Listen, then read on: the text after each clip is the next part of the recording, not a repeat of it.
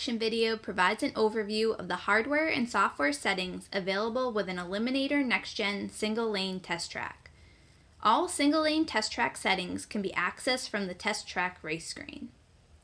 To begin, let's navigate to test track mode. Simply touch the left or right arrow until test track is displayed and then touch the test track icon.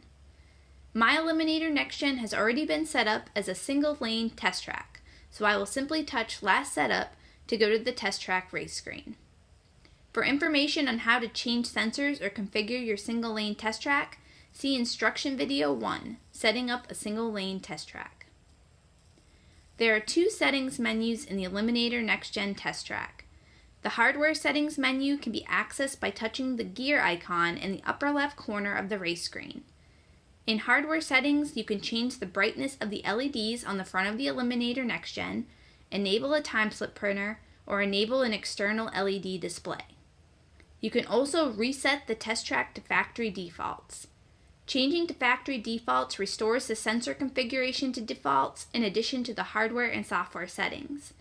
I do not recommend performing a test track reset unless a portrait technician is helping you with the process. When an external LED display is enabled, options to set up the sign will appear. The sign type should be set as indicated in its instructions.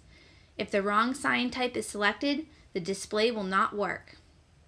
Sign setup allows you to select what will be displayed on the external display after each run. The sign setup options change depending on the sensors that are enabled for your test track. To save the hardware settings and return to the test track race screen, touch Return.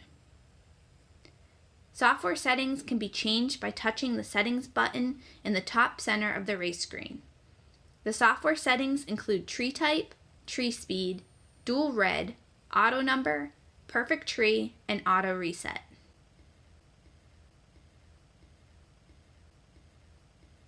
Auto start timeouts and parameters can also be adjusted. If you have any questions about a particular feature, check out the instruction manual for your test track, send us an email, or give us a call.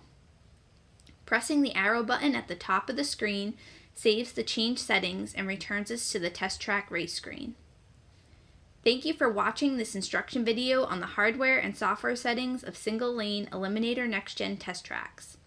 Please check out the other instruction videos for Eliminator test tracks at www.portree.com.